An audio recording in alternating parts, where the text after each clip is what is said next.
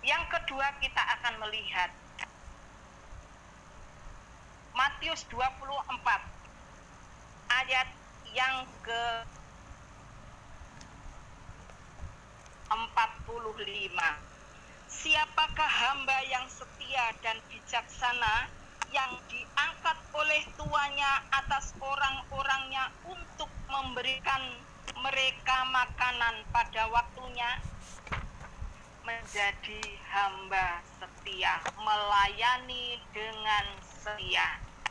Melayani bukan berarti hanya di muka mimbar. Melayani Tuhan bukan berarti menjadi song leader, singer. Tetapi melayani Tuhan kita itu ditempatkan dimanapun kita berada.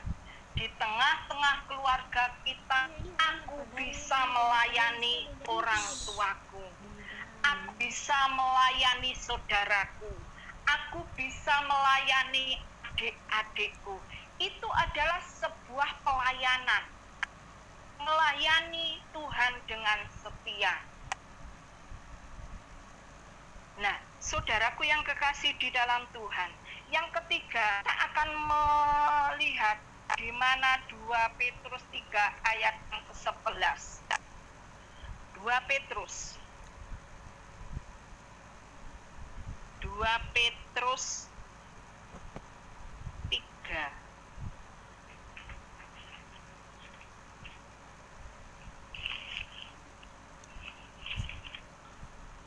Petrus 3 ayat yang ke-11. Jadi jika segala sesuatu ini akan hancur secara demikian, betapa suci dan salehnya kamu harus hidup. Kalau segala sesuatu sudah diporak-porandakan, hendaklah saudara Bayut, semua anak-anak muda, anak-anak Tuhan, anak-anak yang dicintai oleh Tuhan, hendaklah kita melakukan hidup saleh di hadapan Tuhan.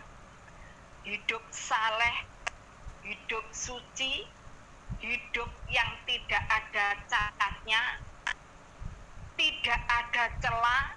Kita hidup taat dengan firman Tuhan. Bukan kita taat kepada manusia, kata-kata manusia, tetapi hendaklah saudara dan saya, kita semua taat kepada firman Allah.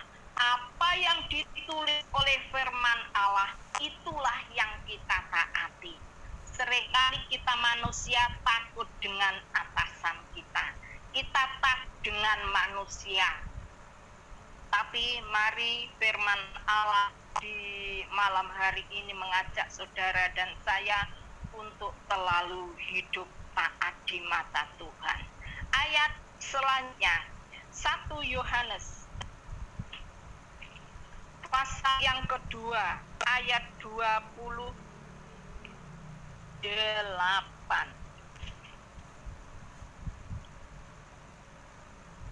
Maka sekarang anak-anakku, tinggallah di dalam Kristus, supaya apabila ia menyatakan dirinya, kita beroleh keberanian percaya dan tidak usah malu terhadap dia pada hari kedatangannya.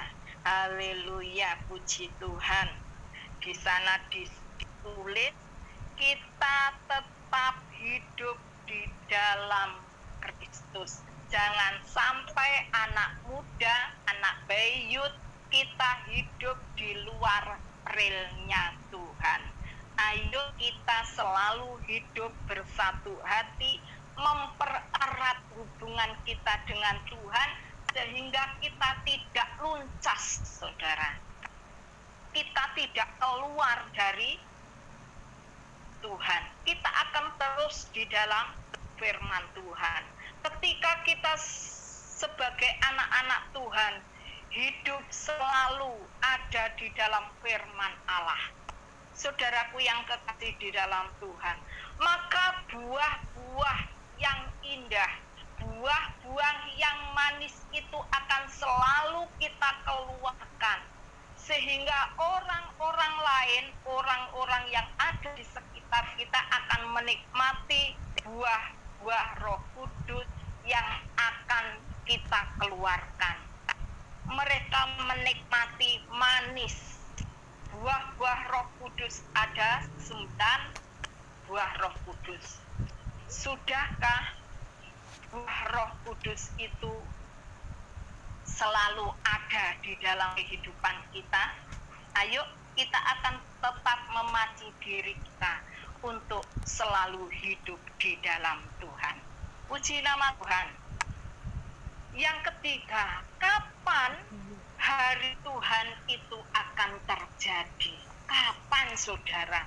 Saya juga tidak tahu, karena Alkitab tidak menulis kapan hari Tuhan itu akan datang.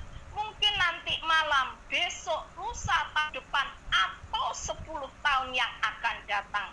Itu tidak ditulis di dalam Alkitab. Bahkan anak manusia pun tidak tahu kapan Yesus datang, Tuhan datang yang kedua kali. Tetapi sebenarnya Yesus itu mengetahui kapan hal itu akan terjadi. Saudara, memang hanya Bapa yang tahu semua itu.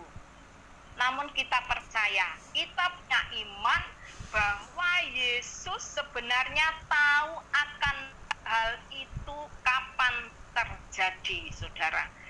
Karena kita percaya Yesus adalah Allah yang Maha Tahu. Karena itu adalah sesuatu hal yang rahasia, hal yang misteri untuk dunia, saudara.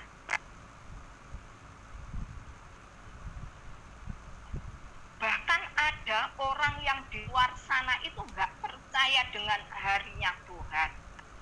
Tetapi puji Tuhan, aku mengucap syukur, saudara semua juga mengucap syukur, kita bersyukur kepada Tuhan, kita sudah ditangkap menjadi orang-orang yang berkemenangan.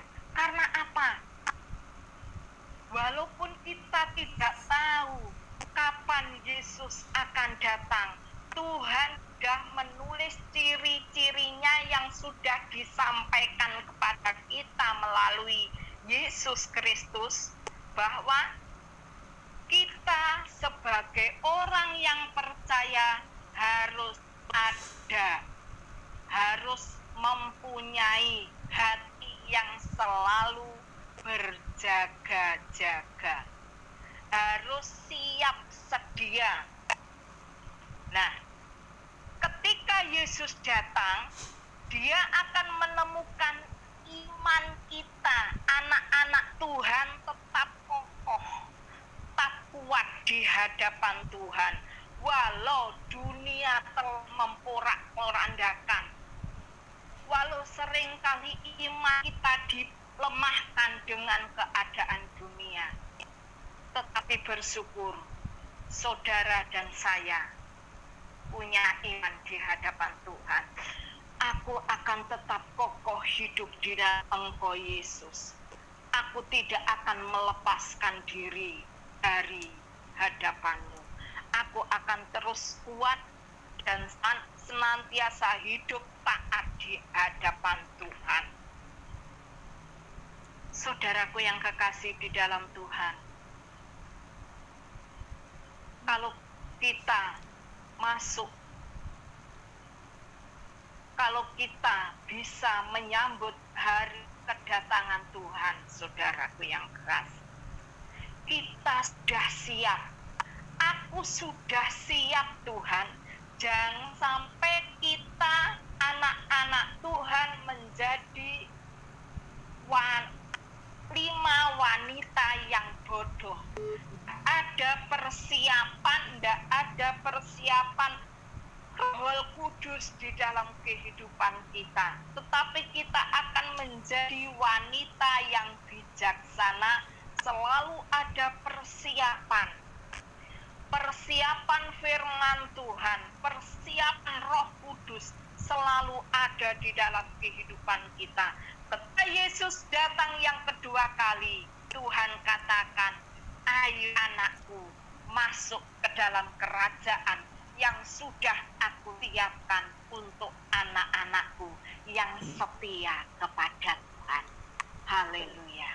Tuhan Yesus memberkati kita semua pada malam hari ini, dan kita akan berdoa. Haleluya.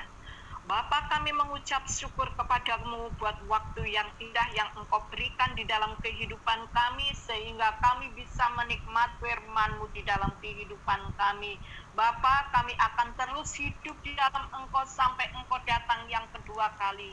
Dan kami percaya kami akan, haleluya, masuk ke tempat yang sudah Bapa sediakan untuk kami, yaitu kerajaan surga yang mulia, tempat yang indah, menjadi bagian kehidupan kami. Terpujilah nama-Mu, berkati Bayut yang ada, berkati anak-anak muda, hamba-Mu Tuhan, anak-anak Tuhan, semua diberkati oleh kasih karunia Tuhan. Terpuji bagi nama-Mu ya Bapa. Kami alaskan doa kami malam hari ini hanya di dalam nama Tuhan kami, Yesus Kristus. Haleluya. Amin. Selamat malam, Tuhan Yesus memberkati. Terima kasih. Haleluya. Ya. Haleluya. Waktu saya kembali.